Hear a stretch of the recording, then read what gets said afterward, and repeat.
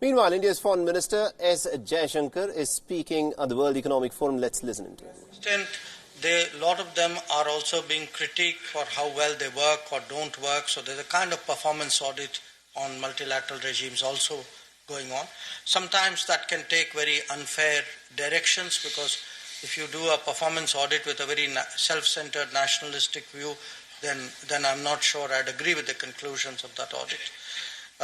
But certainly that too is a factor. So all in all, I would say a more complicated world, definitely a more interesting one, possibly a more difficult one. But where India is concerned, you also made a reference to G2. That's something we have never accepted. We've never been comfortable with. I think partly what would also distinguish us from other countries is that we still have a very strong relationship with countries of the South. And we, in many negotiations, which you would have seen as trade minister as well, we not only stand for our own interest, to a large extent we voice collective interests of the developing world, G77, for example, certainly when it comes to trade or when it comes to climate change. So I think that's also a constituency for us. Now, when you look at all of this, you could on the one hand say, okay, it's all getting more difficult, probably true. But you could also say that we are in a very unique position, that today, being a market economy, a democracy, socially pluralistic, we have comfort with the West. Being Asian, part of the rise of Asia, we have comfort with a lot of this rebalancing in Asian countries. Having a G77 constituency working with countries of Africa and Asia, we have a much stronger bonding with those countries. So I think we could be at the right intersection. A lot of it, therefore, requires active diplomacy to make sure that those constituencies are all sort of brought together. That's very much the intention of the government. So what you have seen really definitely over the last 5 years, and you saw recently at the UN, is a willingness today to go out, engage countries, visit more countries, and therefore you can see a new energy in foreign affairs. No, we have seen your very busy agenda. Following you on Twitter, you can be exhausted just by reading your Twitter account.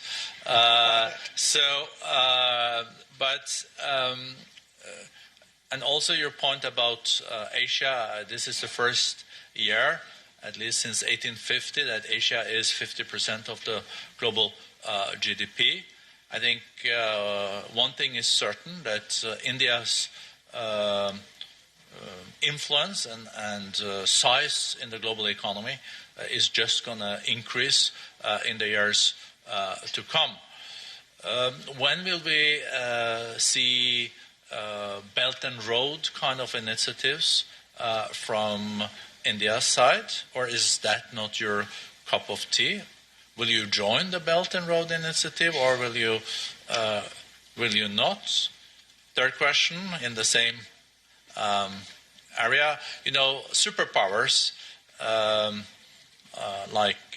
traditionally, but also like today, I would say China is the second largest economy, the US is the largest economy, also have this view of that they follow very closely what is happening in their backyard. Of course, there's no Monroe Doctrine anymore, but this notion of Monroe Doctrines is still there. Would India accept whatever happened in your own backyard when it comes to military establishment and etc.? Or that would also be quite interesting too, if you could elaborate on that. Okay. Let me work backwards on your set of questions. I'm glad you're starting with the last one. The world's a competitive place, okay? So all of us might have preferences, but, world doesn't run by entitlements. World runs by capabilities, by influence, by interest. So I would hope very much that we have the ability to influence and compete, which will secure our interests. Now, we are fairly clear what our interests are. You put it very diplomatically. I congratulate you. But the fact is that I will certainly... I'm looking at the ambassador from Maldives just here in front of me. I wanted to be a bit careful. We will certainly make sure that our ability to compete, our ability to secure and advance our interests, our ability to influence other countries, which is all, by the way, this is what international relations is about. So I would certainly hope that remains sharp, that remains effective. And in this exercise, normally, if there is an epicenter, which is yourself, then how good you are is a function of distance. So you start with your immediate neighborhood. If you can't influence your immediate neighborhood, it is very unlikely you'll be able to influence beyond. So to me, that's like the first circle of your interests. Regarding your Belt and Road issue, we have a long-standing position on that. For us, it is connected with sovereignty matters, so that hasn't changed. But the idea of do we do something similar? Look, we are us. We are not some other country, and I think it's not just on this initiative. I think in a whole lot of other areas. My own sense is, as India becomes bigger, the fact is we will find that concepts and analytics which are developed for other countries would not necessarily apply to us. And the expectation that we would copy models which are very different in nature, I don't think that's very likely. Because typically, we do a lot of things even in our own neighborhood, some of which may surprise you, the scale of which. But it's not, this is in a way, you do these things. It's done even within India, if you look at it. It's the manner of which it's done is much more disaggregated, it's much more organic. On connectivity,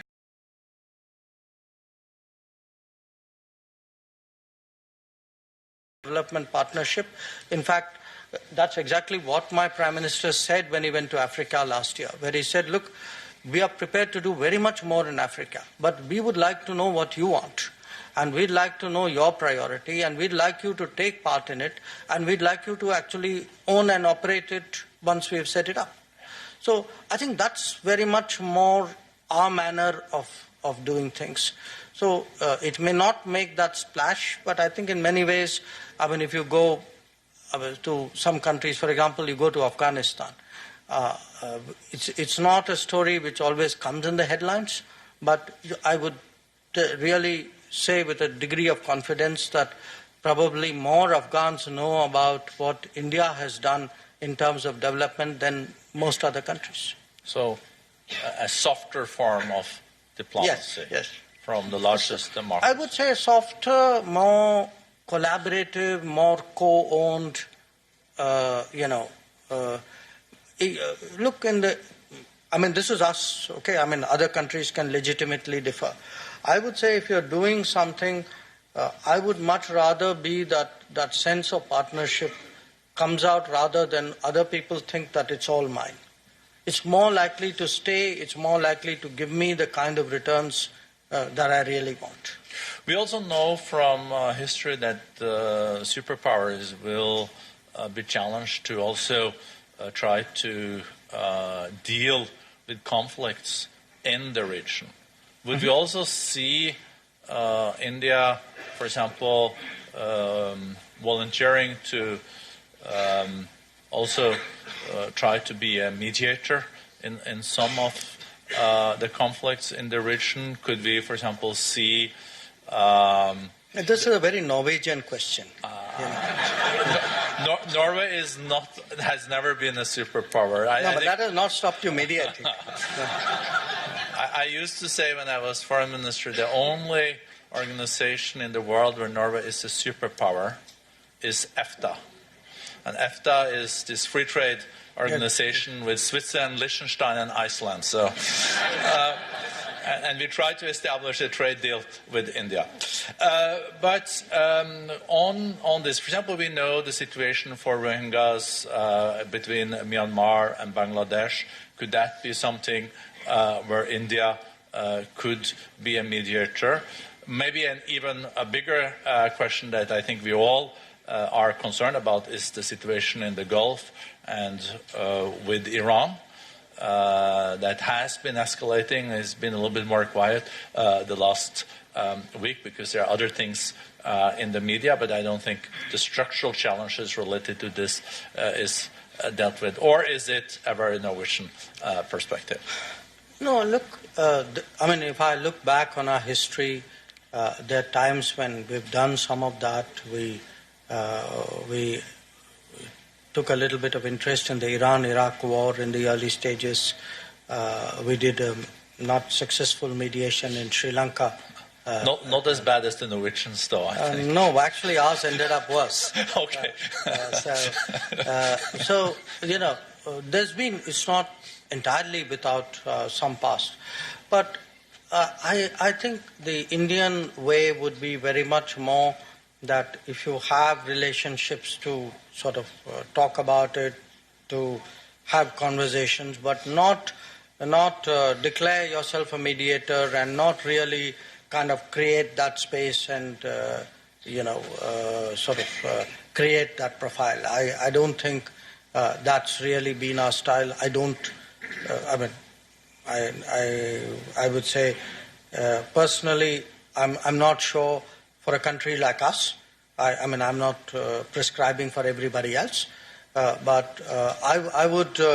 It's not something which I see great profit in. But having said that, you know, some of the examples that you raised, say you raised Myanmar, Bangladesh. Now we have excellent relations with both. We actually have made. We are the first country to actually complete a project in the Rakhine State after the problems. We've done a housing project, and we are hoping that would be the nucleus for the first set of people to go back. So we have relations there. Our relations with Bangladesh, of course, are absolutely outstanding, the best ever. So it's not that we don't, we are staying away but I think we just handle it much differently from the manner in which you put it. And I think the bigger a country is, the more power you also have in inspiring countries. And you are, I think, the largest FDI investor in Bangladesh and the second one in Myanmar. I think the Chinese are larger there by far than you. But coming back also to what you mentioned about connectivity and also technology. When you were in D.C., I don't know if you felt it the same way. I was there last week, and behind this trade war notion, there is also a lot about technologies. Mm-hmm. Who's going to be on top of the new technologies? And I think there is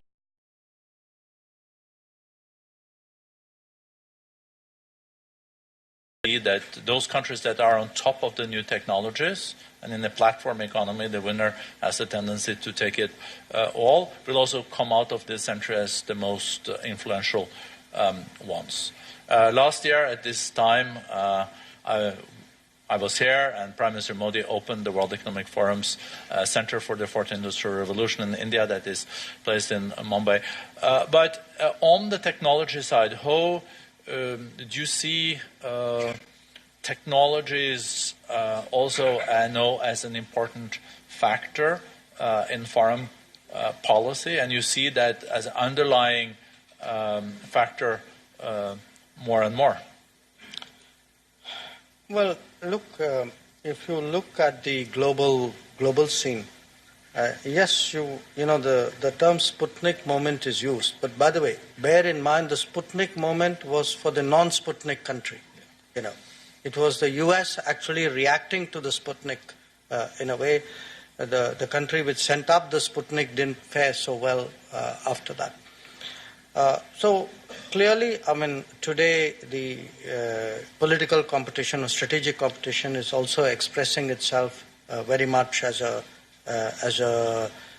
technology competition, if you would.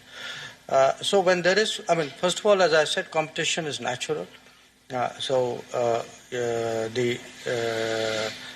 The idea, of course, is while it is natural, it is not unconstrained, that somewhere the net result of that is positive. If it gives people more choices, it's actually all for the good. So in that sense, it's a little bit like politics. I mean, we would prefer a multipolar world because it gives you more choices. So if you have a multipolar technological world, that too gives you more choices. But on the issue of where we are, I mean, it's very clear that we have to go down that direction. And if you look, I mean, we are one of those countries where really for every country, its assets are its people. But many countries have other assets too, as you know, in Norway. But we are really completely HR dependent. Our future is completely HR dependent. So a lot of it, to my mind, would be to prepare yourself for a future by improving the quality of your HR and getting your people prepared for a different world. And that can start right down to the basics. I mean, it starts from primary health and literacy and up to, education, to skilling, to digitizing, to employing. I mean, all of that is part of really improving the quality of our HR. And to my mind, that is one area where we had lagged behind. I would certainly see that as really the core priority of this government. I mean, if you look at the totality of all the programs they do, there's a single thread that connects them. And the single thread is really to really improve the quality of human resources of this country. No, and it's so. I agree so much. I think this upskilling, reskilling, building the human capital in the country is so crucial. I think on behalf of all the participants, I think we all feel that India is very privileged to have such an insightful foreign minister at the end, because we're not going to clear the ground for the next session. But just to, I think you partly answered it at the end, about building on the human capital. But you're one. I think you were the second minister coming from the foreign service, so you have a vast experience on foreign policy and security policy. As a former permanent secretary and civil servant and ambassador for many years. If you then look at what kind of footprint you would like to leave in the ministry and India's foreign policy, if you could just in a minute or two share with us that at the end, it would be. We would appreciate it. Well, look, I've just come in. I mean, you're asking me what would it be when I leave. I think you need to give me a few years to think that through. Oh, I think you have made some reflections. But seriously, I mean, look, I would certainly like to see Indian foreign policy have a bigger footprint, to see it much more influential in determining the outcomes of global issues, to obviously see our interest and influence secured in our immediate periphery and beyond. But at the end of the day, I'm very conscious that we are preparing a foreign policy for a country which, I mean, within a decade would be the third largest economy, which would be the most populous country, and which carries a lot of burdens of the past, in the sense that, we missed a lot of opportunities in the past, beginning with 1945 when the global order was fashioned. So how do you make up for all the things which you lost out on and yet prepare for all the things that await you? So it will require a lot of thinking through, a lot of imagination and a lot of energy. And I try to at least prepare a launching pad for it. Thank you so much. Thank you.